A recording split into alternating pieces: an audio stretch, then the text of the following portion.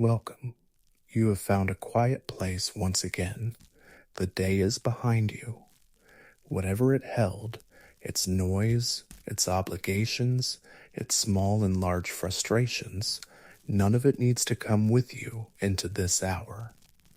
Tonight, we are going to look at something that surrounds you every single day, something so ordinary that you have likely never questioned it.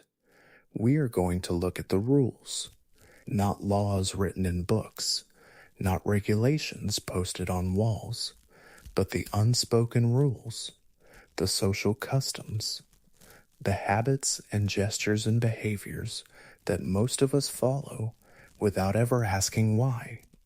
Why do we shake hands when we meet someone? Why do we say a particular phrase when someone sneezes? Why do we tap or knock on wood?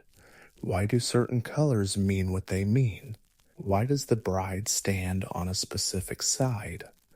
Why are buttons arranged the way they are on men's shirts compared to women's? These things feel natural to us. They feel obvious. They feel like they have simply always been this way.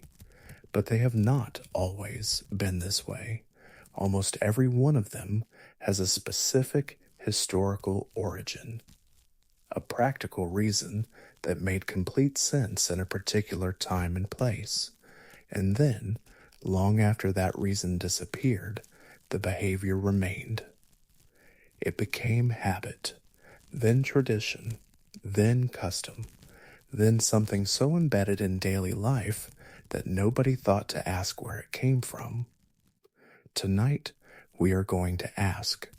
We are going to travel back, mostly to medieval Europe, though some of these customs are older, and find the moment when each of these behaviors was born. We will meet the practical people who started them for entirely sensible reasons. And then we will watch those behaviors survive, century after century, long past the world that created them. There is no rush tonight. Each custom will arrive slowly. Each explanation will be given time to settle. And at the end, you will know something about yourself, about the invisible medieval world you carry with you every day that you did not know before. Let us begin. The handshake. It is one of the most universal gestures in the modern world. Two people extend their right hands. They clasp. They shake once or several times, and a greeting, an agreement, or a conclusion has been formalized. We do this without thinking. We have done it since childhood. It feels entirely natural, but nothing about it is accidental. The handshake, in the form we recognize it today, developed gradually across medieval Europe, and its origins lie in a very specific problem of that world. That problem was the sword. In medieval European society, weapons were common, not only among soldiers and knights. Ordinary free men were frequently armed. A knife at the belt was standard. A sword, for those who could afford one, was both a tool and a symbol of status and readiness. In this context, every encounter with a stranger carried a degree of uncertainty. You did not know, when approaching someone on a road or entering a hall where unfamiliar men gathered, whether their intentions were peaceful. The extended right hand solved this problem with elegant simplicity. The right hand is, for most people, the dominant hand, the fighting hand, the sword hand. To extend it openly, palm forward, arm reaching toward another person, was to demonstrate, visibly and unmistakably, that the hand contained no weapon. An empty hand reaching toward you was a hand that was not holding a blade. This is why the gesture has meaning. It is not a greeting at its origin. It is a declaration. I am not armed. I am not a threat. You may approach me safely. The clasping of hands that follows, the actual grip, added another layer of reassurance. When two people clasp right hands, Neither can easily draw a weapon with that hand without disengaging from the grip. The handshake, for the duration of its grip, physically prevented an ambush. It was a social technology for managing danger. Historians who study medieval social customs, including the work collected in the Cambridge Social History of Britain, have traced this gesture and its variants across different European cultures. In some contexts, the grip extended further up the arm, a firm grasp of the forearm rather than the hand. This variant served an additional purpose. It allowed each person to feel whether the other had a blade concealed beneath their sleeve. Consider that for a moment. The next time you shake someone's hand, your arm is performing, at a distance of 800 years, the same silent check that a medieval traveler performed at the gate of an unfamiliar town. The gesture survives. The reason for it is gone, but the shape of the trust it built has remained. The right hand specifically matters here, and we will return to that, to why the right hand was always the important one, in a later section. For now, let us stay with greetings. Because the handshake was not the only form of peaceful greeting in the medieval world, it was in some ways the most minimal, a declaration between equals or near equals that required no subordination from either party. Other greetings involved more explicit acknowledgement of hierarchy. The bow, in medieval Europe, primarily a male greeting, communicated social position. A slight nod of the head acknowledged equal status. A deeper bow, bending at the waist, acknowledged someone of higher standing. A very deep bow, or in extreme cases, a complete prostration, acknowledged royalty or sacred authority. The bow also has a practical origin. When a warrior in armor encountered someone of higher rank, lowering the head was a deliberate act of vulnerability. The back of the neck was exposed. This exposure offered voluntarily communicated submission. I am not challenging you. I am placing myself, for this moment, at your mercy. The deeper the bow, the more complete the voluntary vulnerability, and therefore, the more complete the submission it communicated. We still bow in many cultures. We nod our heads in greeting. We dip our chins when acknowledging someone. These are attenuated versions of a gesture that once had real physical stakes. The modern handshake replaced many of these hierarchical gestures in cultures that began from the 17th century onward. To move toward more explicit ideals of equality between citizens, if you shake hands, you perform the same gesture regardless of who the other person is. No one bows lower than the other. The Quakers of 17th century England were among the early advocates of handshaking as a universal greeting, precisely because they opposed the hierarchical bowing that distinguished social classes. They found the handshake a more honest, more equal form of acknowledgement. But the handshake itself, the open, empty right hand, is medieval, perhaps older, and it carries, in its form, the memory of a world where the difference between a peaceful meeting and a violent one could be read in the position of a single hand. Let us set that thought aside, gently, and move to another room, a room that most of us use every day, the dining room, the kitchen table, wherever you eat, because the rules of how we behave at a meal, the things we were told as children without being told why, are among the most medieval things about modern life. Table manners. Every culture has them. Every family enforces them. and most of them feel to the people who follow them. Simply like basic politeness. Don't put your elbows on the table. Don't speak with your mouth full. Don't reach across another person's plate. Sit up straight. Wait until everyone is seated before beginning to eat.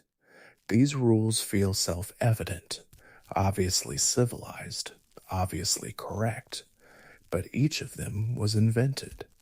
Each of them has a specific origin and a specific time and place, and most of them originate in medieval Europe. Let us begin with the elbows. Don't put your elbows on the table. This rule puzzles people when they think about it carefully, because it is not immediately obvious why elbows on a table are a problem. Elbows on a table are comfortable. They are a natural resting position for the arms while sitting. But medieval dining was structured differently from what we experience today. In a great hall, the central communal eating space of a medieval castle or manor house, the furniture was designed for function and storage rather than permanent comfort. The tables used for feasts and communal meals were frequently not fixed pieces of furniture.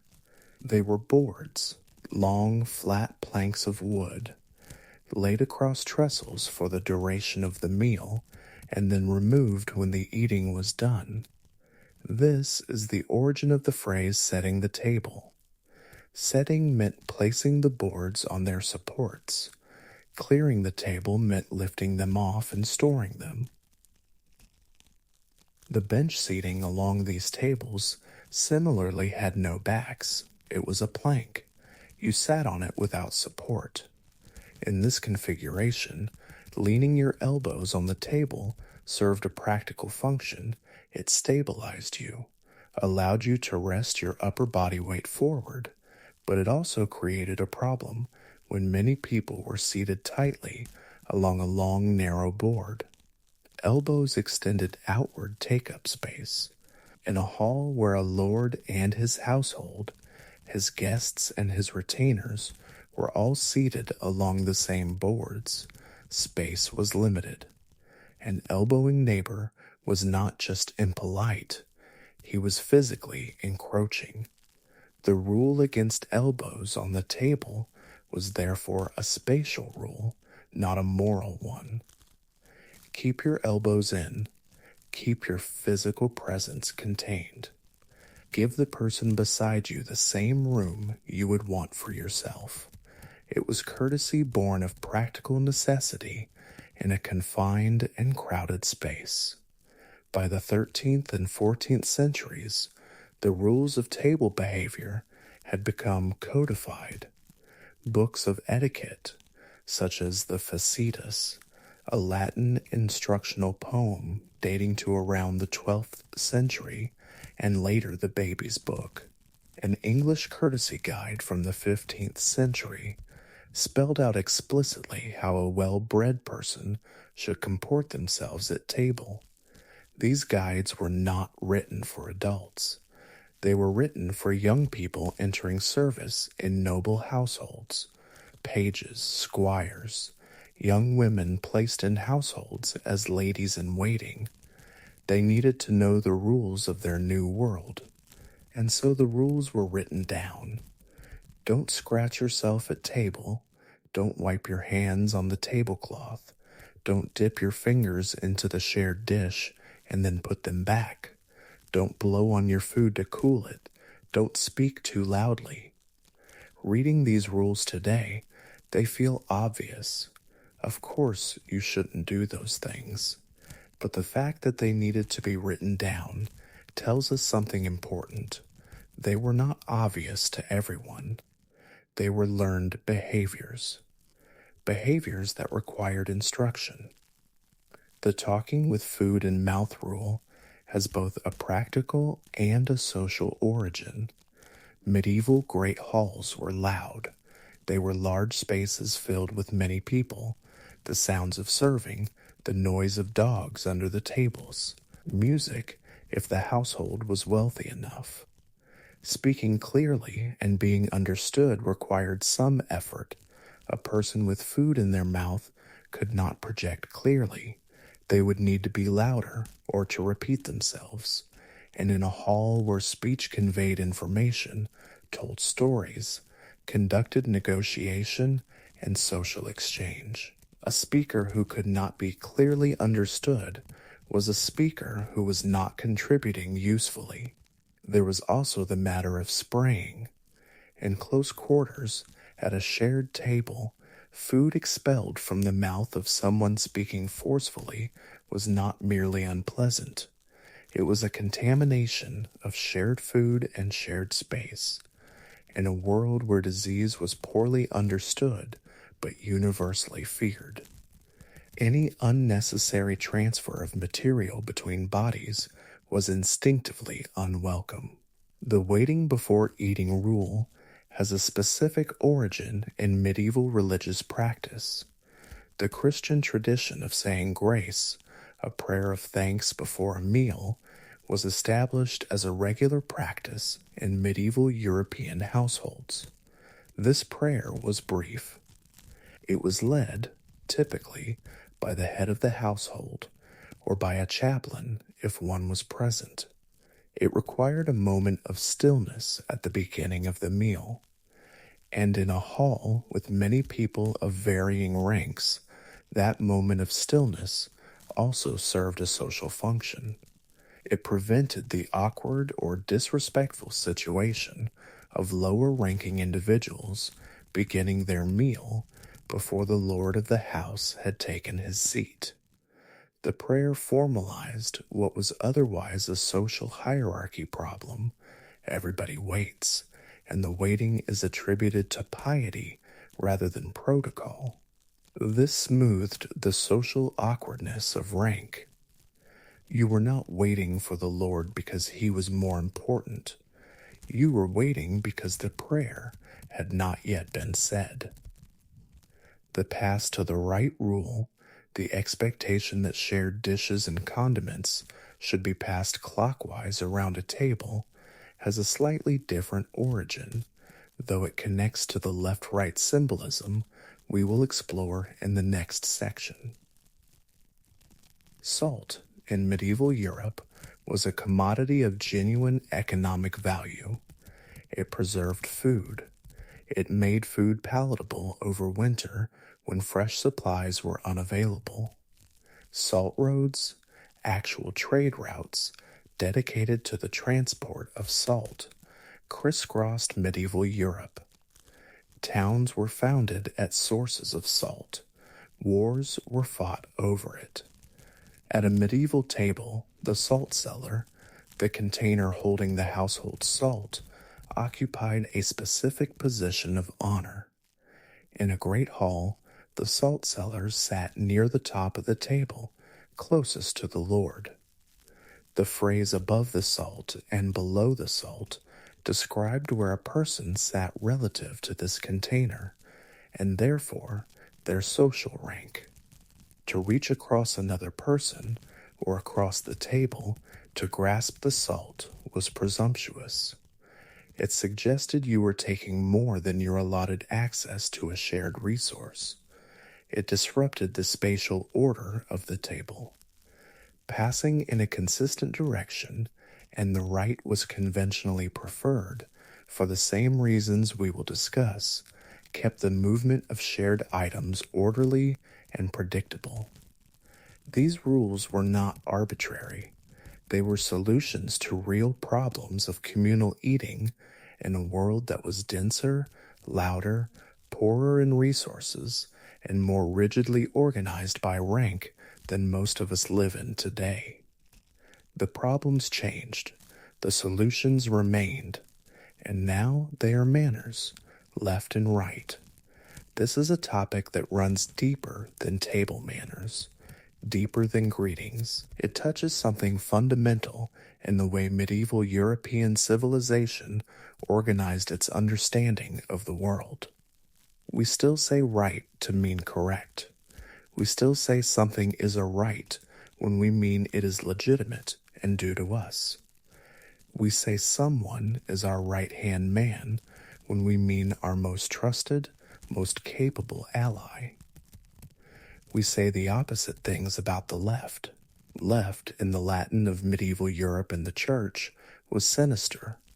That word sinister literally means left in Latin, but it had already acquired, by the time of the Roman Empire and certainly by the Middle Ages, a full cargo of negative meaning. Sinister meant ominous, dangerous, of ill intent. The French word for left is gauche.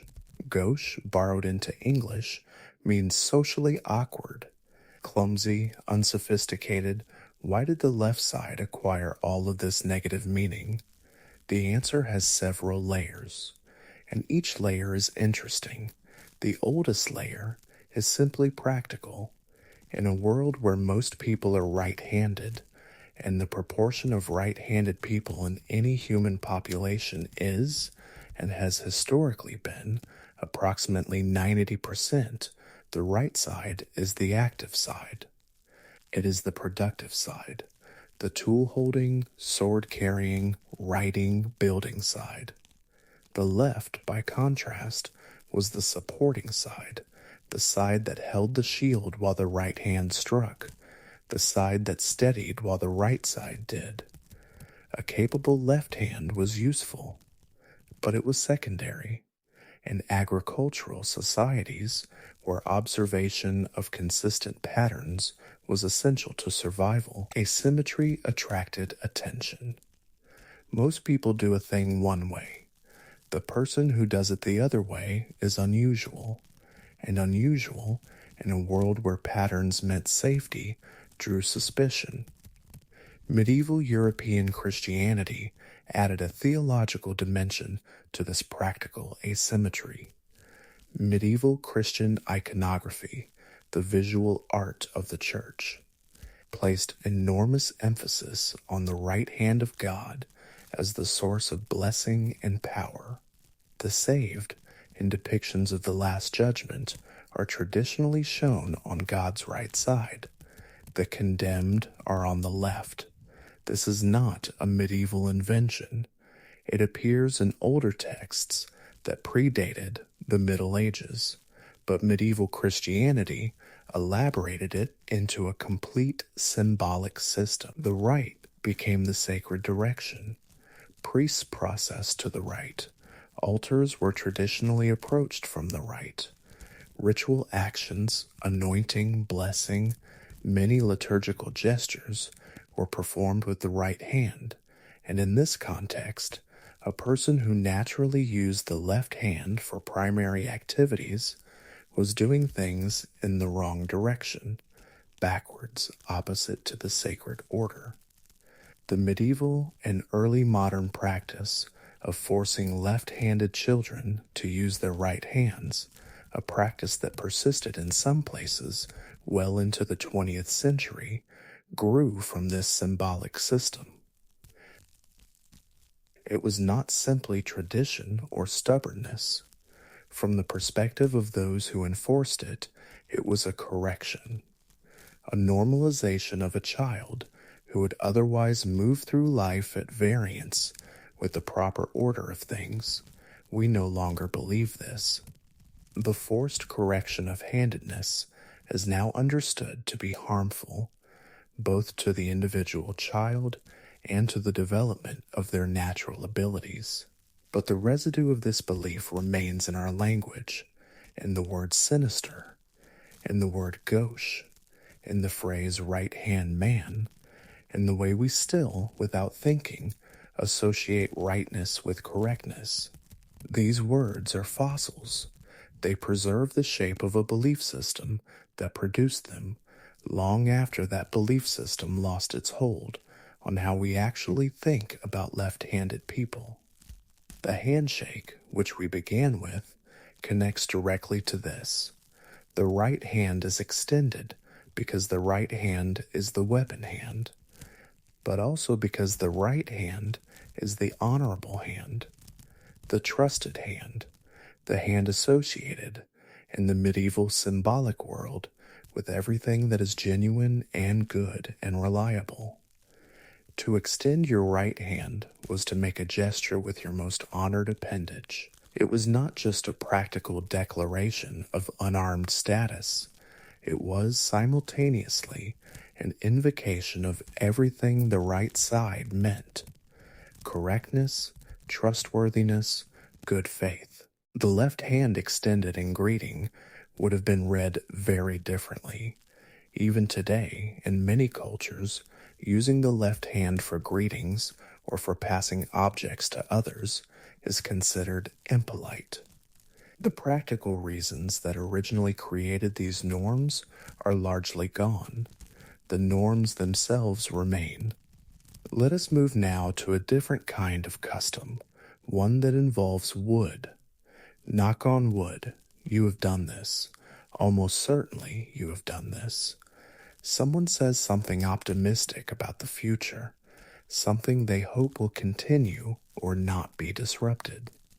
And they knock on a wooden surface nearby, a table, a door frame, a chair. Perhaps you do it yourself without thinking when you say something that tempts fate. Touch wood. Knock on wood. Where does this come from? The honest answer is that historians debate its precise origin. There are multiple competing explanations, and the custom may have developed from more than one source independently. But the most widely supported explanation connects to the ancient belief that trees, particularly large and old trees, were inhabited by spirits or powers of the natural world. This belief predates Christianity in Europe by a very long time. It appears in the practices of Celtic, Germanic, and Slavic peoples who lived across the continent before and during the early medieval period. These peoples, in various forms, understood the natural world as animated, not merely material, but alive with presences that could be engaged with, appealed to, or offended. A great oak tree was not simply a large plant. It was, in this understanding, a being, ancient, rooted, immovable. Touching it, reaching out and making contact with it, was a way of connecting with something stable and enduring in a world that was often neither. When early medieval Christianity spread across these populations, it encountered these beliefs and, in many cases, did not simply erase them. It absorbed them. It found ways of reinterpreting older practices within a Christian framework, or of tolerating them as long as they did not directly conflict with Christian teaching. The tree-touching custom was one of these. For medieval Christians, the wooden cross, the central symbol of the faith, offered a natural connection to the idea of touching wood as a source of protection. The wood of the cross was considered sacred.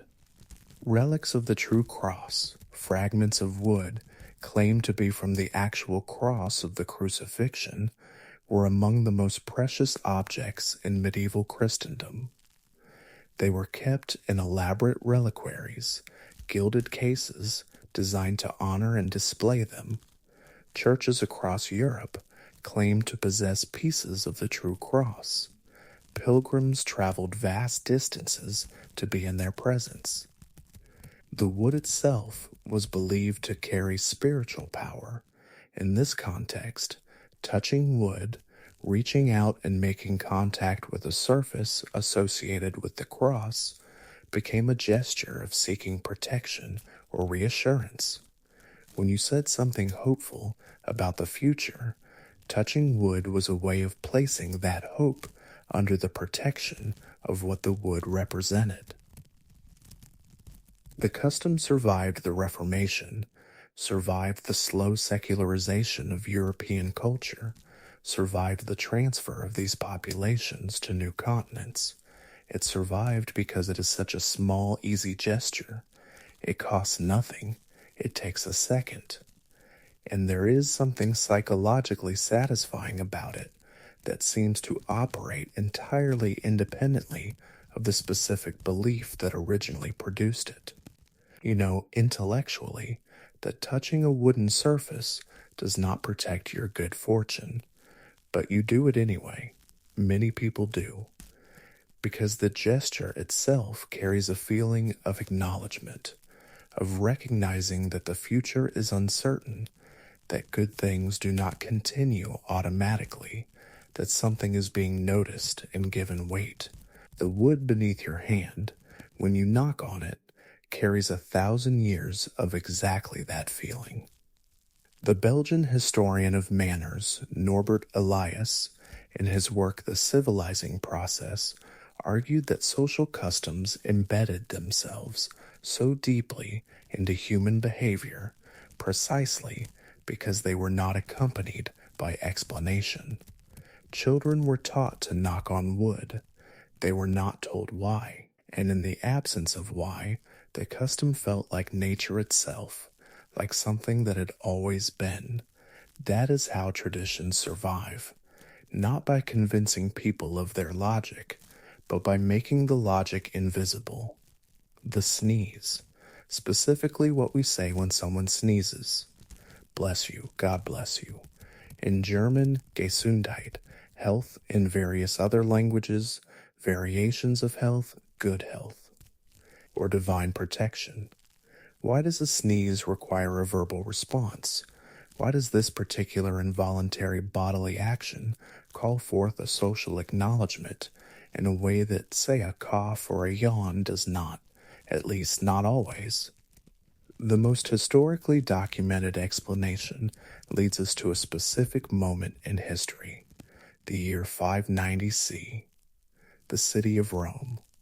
A plague was moving through the population. The plague of that period, likely what we would now classify as bubonic plague, though other diseases may have been part of the same wave, had been killing people across the Mediterranean world and parts of northern Europe for decades. It had begun in the 540s, and its periodic returns devastated populations throughout the late antique and early medieval periods. In 590, Pope Gregory I had just come to office. He would become one of the most influential leaders in the history of the medieval church, and he would be given the title Gregory the Great, a title that speaks to the scale of his impact on European religious and social organization. One of Gregory's responses to the plague was a pastoral instruction that has been cited in ecclesiastical records and historical surveys of medieval customs. He reportedly instructed Christians to respond to a sneeze with a prayer or blessing, specifically the phrase, God bless you. The reasoning was a reflection of medieval medical understanding. The sneeze was considered, in the medical thought of late antiquity and the early Middle Ages, a potentially dangerous event. Not because the sneeze itself was harmful in the way we now understand sneezing to transmit infection, but because the sneeze was seen as a violent expulsion, a sudden forceful event involving the whole body, that might represent the exit of something from within. Some traditions held that the soul, or part of a person's spiritual vitality, could be expelled in a sneeze. Some held that illness could escape the body through the force of a sneeze, and conversely, that harmful things from outside could enter through an open mouth during the convulsion of a sneeze.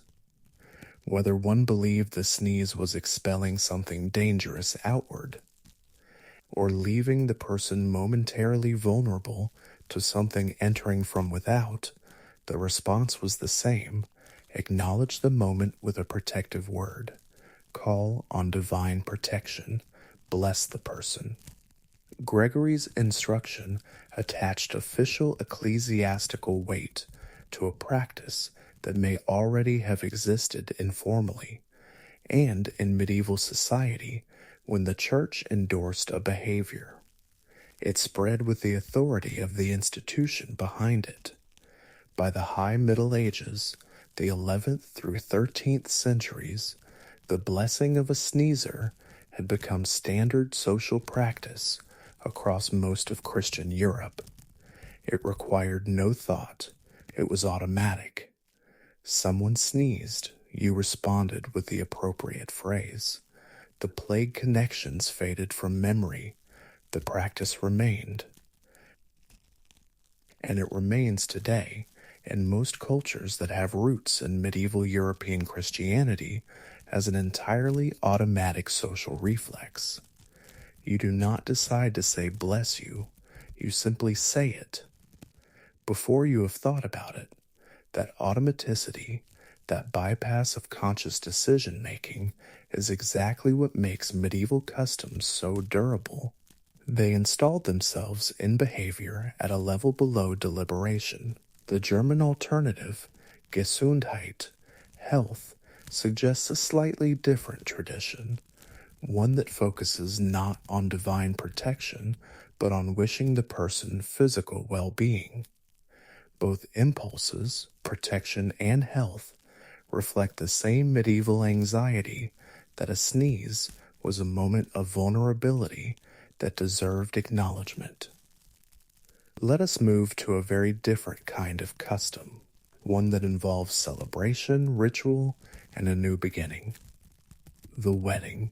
Wedding customs are among the most emotionally charged of all social rituals, and they are, consequently, among the most conservative.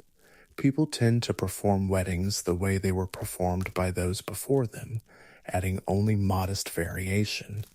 This conservatism means that modern weddings, in cultures with European roots, preserve an astonishing number of medieval practices, often without any awareness of what those practices meant when they began. Let us take them one at a time. The position of the bride and groom at the ceremony. In a traditional Western wedding, the groom stands on the right, the bride on his left. Why? The answer returns us to our earlier conversation about the right hand and the sword. In medieval Europe, the right side was the sword side. A right-handed man wore his sword on his left hip, reaching across his body to draw it with his right hand. This arrangement meant that the right side of his body, his sword arm, needed to be free and unencumbered. If a groom stood at the altar with his bride on his right side, his right arm would be partially obstructed by her presence. If a challenge arose, and challenges to marriages, whether from rival suitors or from family disputes, were not unheard of in the medieval period, the groom's ability to respond physically would be reduced. By standing with the bride on his left, the groom kept his right arm, his weapon arm, free. She was not on his left, because the left was the lesser side. Though the symbolism we have already discussed did assign less honor to it. She was on his left because the right side needed to remain operationally clear. The best man. This figure in modern weddings carries gifts, holds the rings, gives a speech, and generally assists the groom, a close friend, a trusted companion. But the medieval origin of the best man was considerably more significant. In periods and regions where marriages were sometimes contested, where a bride's family might attempt to disrupt a wedding they had not sanctioned, or where rival claimants to a person's hand might appear, the groom was advised to bring his most capable warrior companion, not his most charming friend, his most capable fighter. The best man was, originally, the best man at arms, the man who stood beside the groom and could, if necessary, assist in defending the marriage against physical interference. The rings on the ring fingers of the left hand have a medieval and earlier origin in the belief, drawn from ancient Roman sources and adopted by medieval European tradition, that a nerve or vein ran directly from the left ring finger to the heart. The Romans called it the vena amoris, the vein of love. Medieval physicians drew on Roman medical texts extensively. They accepted this anatomical claim and incorporated it into the symbolic vocabulary of marriage. By placing a ring on this finger, the couple was symbolically connecting two hearts through a single unbroken circle. The vena amoris, in the form described, does not exist.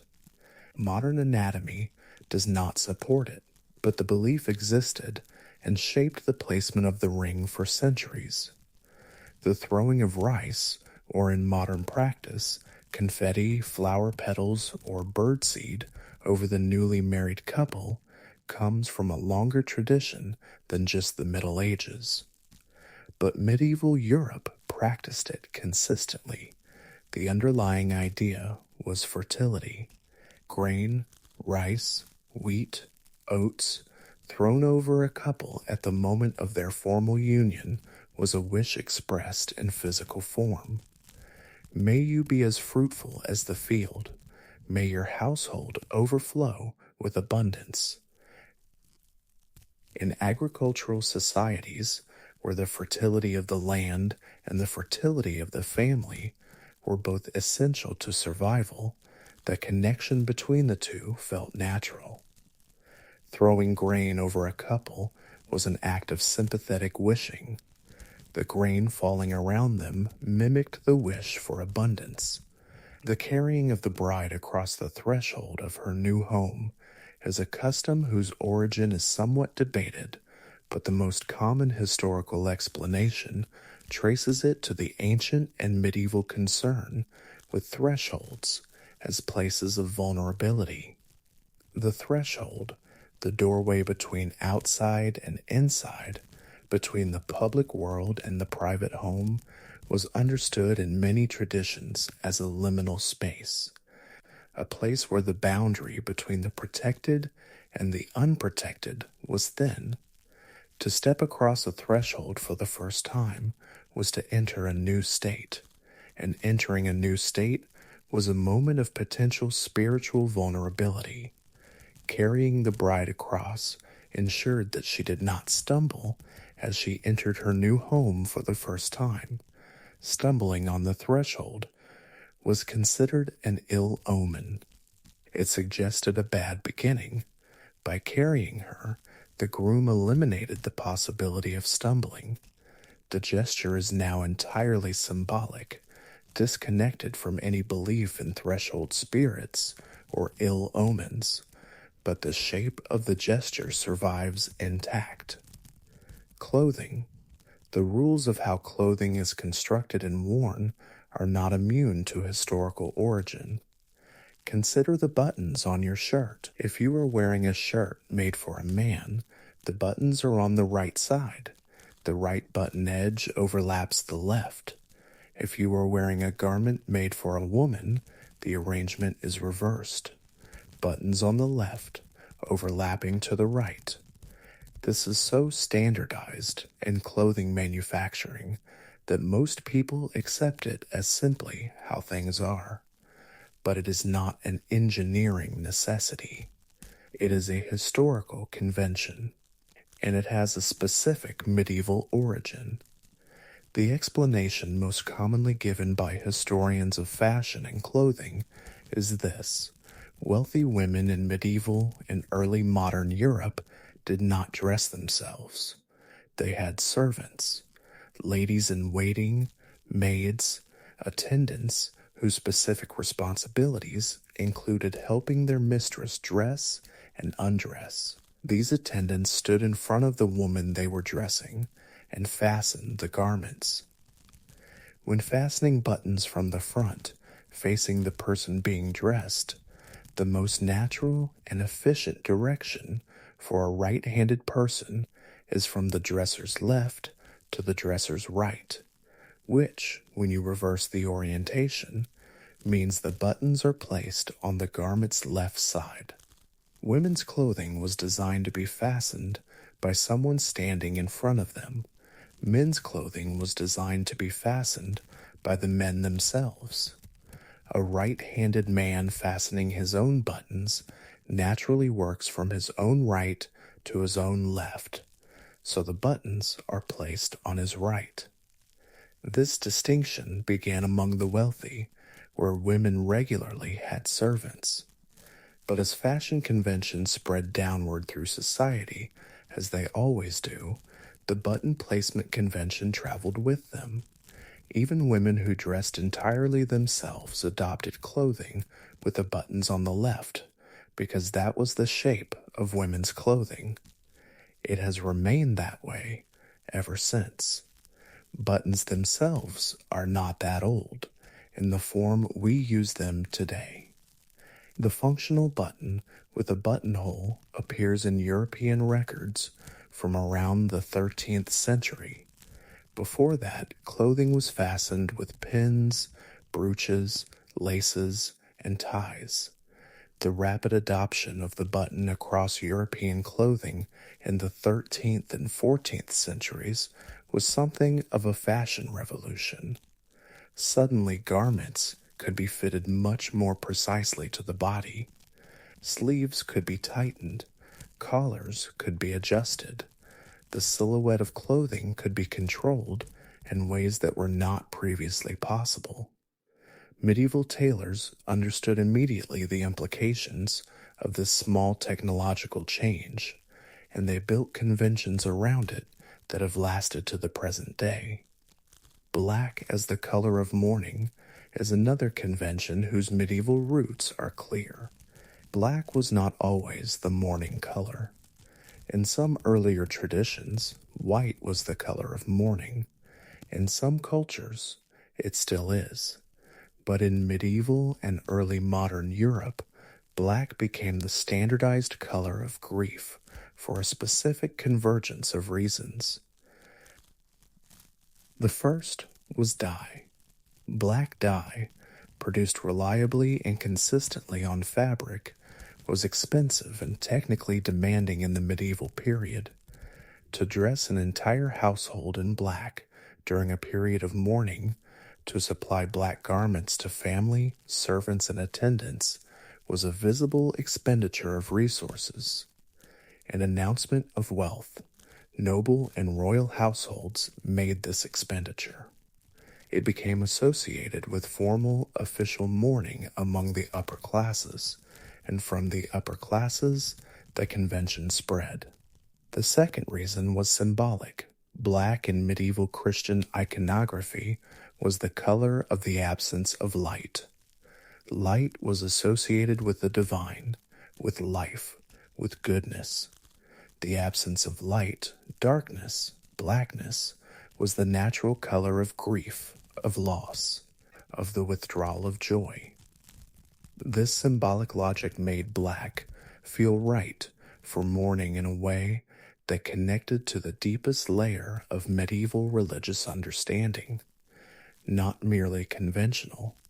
Felt Queen Victoria of England, who mourned her husband Prince Albert in black for 40 years after his death in 1861, made the black mourning convention so powerful and pervasive that it reshaped European and American mourning culture for generations. But she did not invent it. She inherited it from a medieval world where it was already fully formed. Raising a glass, the toast, the practice of lifting a drink vessel and clinking it against another person's vessel before drinking, is so common in celebratory contexts that it barely registers as a custom at all. It simply is what you do when you are drinking with others and something is being celebrated. But it was not always this way, and the reason it began tells us something specific about the medieval world. The custom has its clearest historical roots in concerns about poisoning. This is not paranoia. In medieval courts and noble households, poisoning was a genuine method of eliminating rivals, enemies, and inconvenient family members.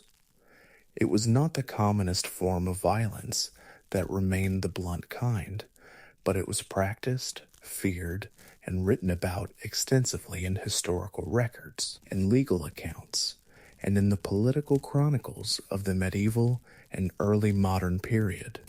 In this context, the host of a gathering faced a social problem. How could he demonstrate to his guests that the drink being served was safe? How could guests be assured that they were not being offered something harmful? One method was the practice of mingling drinks. When a lord wished to demonstrate that a beverage was safe, he poured some of his own cup into the cup of his guest, or invited the guest to pour some of theirs into his, and then both drank. The logic was simple. If the drink were poisoned, both would be harmed. The host's willingness to share the same cup from the same vessel demonstrated that no harm was intended. The clinking of glasses evolved from this practice. By bringing two vessels together forcefully enough to cause the liquid to slosh between them, which a firm, solid clink would accomplish, both cups received a share of both drinks. The mingling was brief and small, but the symbolic gesture of shared consumption survived. Over time, as the specific danger of poisoning became less acute as a social concern for most people, the practical function of the glass clink faded. What remained was the gesture, now carrying the accumulated meaning of shared celebration and expressed goodwill. We clink glasses to say, we are together in this moment. We wish each other well. We are not enemies. This is a warm meaning, a genuinely human one, but it grew from a world where you could not always be certain that the cup offered to you was safe. The verbal toast, the practice of speaking a few words of honor or good wishes before drinking, has a separate but connected origin. Early modern records in England suggest that a piece of toasted bread was sometimes placed in a wine cup to absorb sediment and improve flavor. The honored person at whose health the group was drinking was said to be the toast, the piece of bread that improved the whole cup. The usage of toast to mean the person being honored persisted even after the bread practice fell away. Standing when someone enters the room. This is a custom that varies considerably by culture and context today, but in many professional, ceremonial, and social settings, we still rise when someone of particular status enters. A judge entering a courtroom, a head of state, a speaker approaching a podium. The medieval origin of this practice, like the bow, connects to the physical logic of a world in which violence was always a possibility. A person who is seated can spring upward into an attack. Rising in preparation to draw a weapon is easier from a seated position than from a standing one, because the explosive extension of the legs carries momentum. In medieval halls, when a guest or a person of authority entered, the people already present rose from their seats. This was not primarily an expression of respect, though it acquired that meaning. It was a declaration of peaceful intent. By rising already, you demonstrated that you were not coiling in preparation for action. Your standing posture, upright, open, visible, was the posture of someone who was being transparent, not concealing themselves. The person entering could see, at a glance, that no one in the room was hunched in preparation for violence. Standing, like the handshake, was a social technology for managing the anxiety of encounters in a world where encounters could be dangerous. The practice became so associated with respect and honor that the original logic was entirely absorbed into the new meaning. Judges entered courtrooms. Everyone stood, not because anyone feared the judge would spring from a low position and attack, but because the gesture, over centuries of use, had accumulated a weight of reverence that felt appropriate to the situation. Two final customs, brief ones, but worth understanding because you perform them without thought. Covering your mouth when you yawn. The practical explanation most commonly offered today is social. A yawn with an open, uncovered mouth displays the interior of the mouth in a way considered impolite. It is an unguarded, undignified expression of the involuntary body. But the medieval explanation was different, and it was architectural rather than social. Medieval European belief, absorbed from ancient traditions and elaborated within the Christian framework, held that the mouth was a point of entry and exit for spiritual influence. The breath was associated with the soul. Speech was the expression of the inner self. A yawn, being a sudden and forceful opening of the mouth, was understood as a moment of involuntary vulnerability. The interior of the person was briefly, unintentionally open to the outside world. Covering the mouth during a yawn was not primarily about concealing the teeth and tongue from other people's view. It was about protecting the self during a moment of openness. The hand placed over the mouth acted as a guard. Manuscripts from the medieval period describe the yawn as a moment requiring specific care. The practice of making the sign of the cross before or during a yawn appears in some medieval instructional texts as a protective gesture. The specific crossing gesture has not survived in most modern cultures. The hand over mouth has, and it travels with us into every casual moment of tiredness in the middle of a meeting or a conversation, carrying the shape of a medieval concern about open mouths in the world. Knocking before entering. We knock on doors before opening them, before entering a room where someone might be present. It is a courtesy. It announces our presence and allows the person inside to prepare for our entry. The logic seems obvious.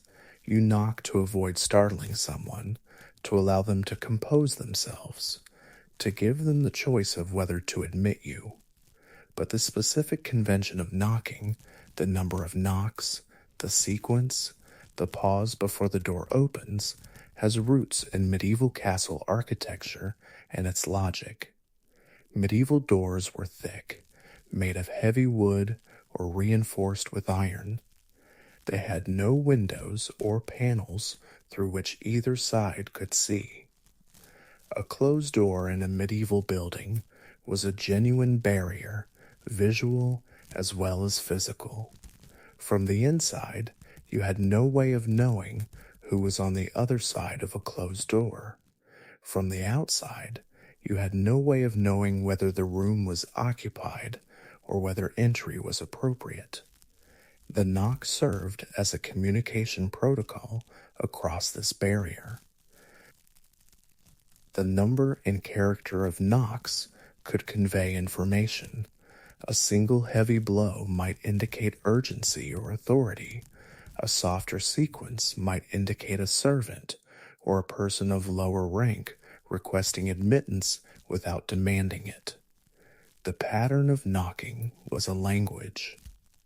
In monastery settings, which we visited in our last conversation, the rule of St. Benedict specified behaviors around silence and communication that gave structure to how monks interacted with closed doors and closed spaces. Knocking was integrated into these rules as a disciplined, intentional act.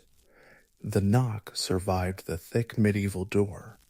It survived the introduction of windows and glass panels that allow us to see through walls. It survived the invention of the doorbell, which performs the same function with a button and a sound. We knock anyway.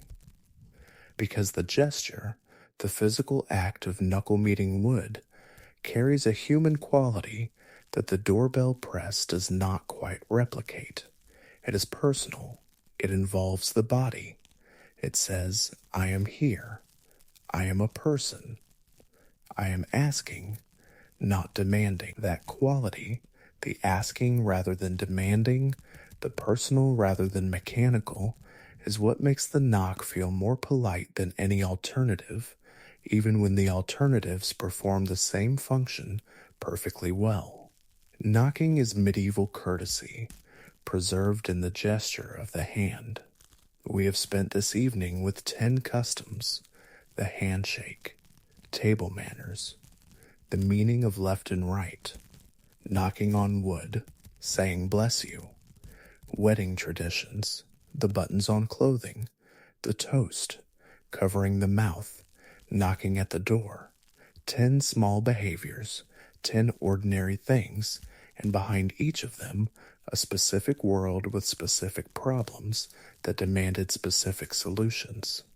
The medieval person who extended an empty right hand was solving a real problem of trust in a dangerous world. The medieval parent who taught their child not to put elbows on the table was navigating the crowded reality of communal eating on shared boards. The medieval community that responded to a sneeze with a blessing was doing its imperfect best in the face of plague and fear and limited understanding. They were not performing arbitrary rituals. They were doing practical things, things that made sense in their time and their place. And then time passed. The world changed. The problems changed. The solutions that had addressed those problems became detached from them. They floated free, and they settled one by one into the category of how things are done, of politeness, of civilization, of the invisible architecture of daily life. You carry medieval Europe with you, not as a burden, not as something strange or foreign, but as the shape of small, ordinary moments, the extension of a hand, the pass of a dish to the right, the reflex phrase after a sneeze, the tap of knuckle on wood. These things are yours. They are part of how you move through the world, and now you know where they came from. The people who invented them would not have imagined that their practical solutions would outlast their world by 800 years. But here they are, in your hands, quite literally. Set them down now, gently, for the night. Your body knows what it needs. Your breathing is already slower than it was when we began. The medieval world has done its work tonight, as it does every day, quietly and without announcement. Let the quiet continue. Let the night be long. There is nothing else required of you. Simply rest.